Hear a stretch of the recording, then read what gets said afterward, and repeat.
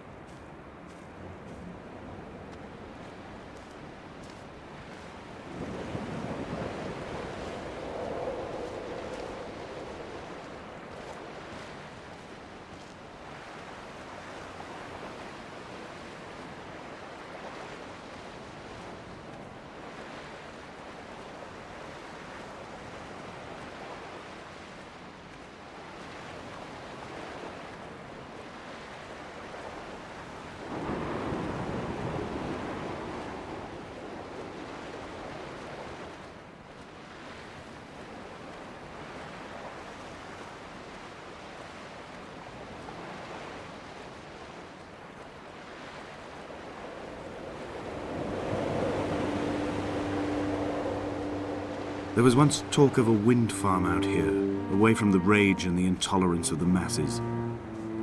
The sea, they said, is too rough for the turbines to stand. They clearly never came here to experience the becalming for themselves. Personally, I would have supported it. Turbines would be a fitting contemporary refuge for a hermit. The revolution and the permanence.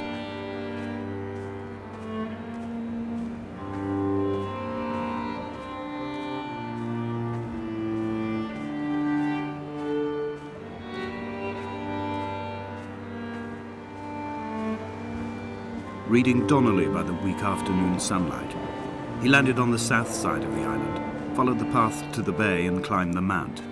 He did not find the caves, and he did not chart the north side. I think this is why his understanding of the island is flawed, incomplete. He stood on the mount and only wondered momentarily how to descend, but then he didn't have my reasons.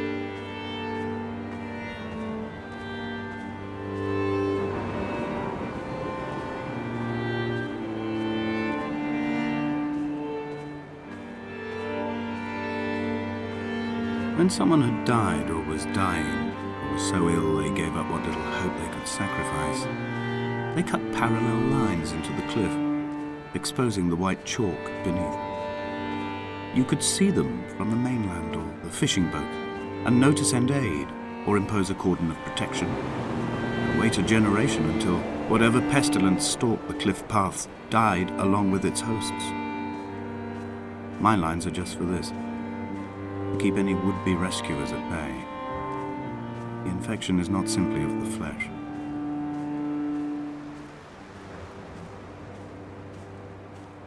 They were God-fearing people, those shepherds. There was no love in the relationship.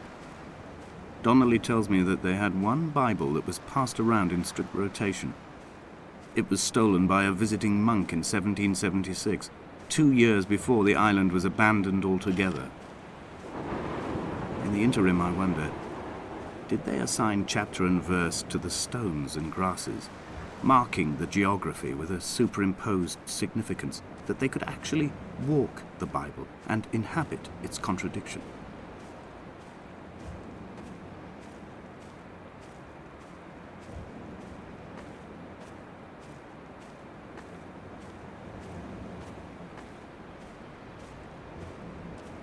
Dear Esther, I met Paul. I made my own little pilgrimage. My Damascus, a small semi-detached on the outskirts of Wolverhampton. We drank coffee in his kitchen and tried to connect to one another.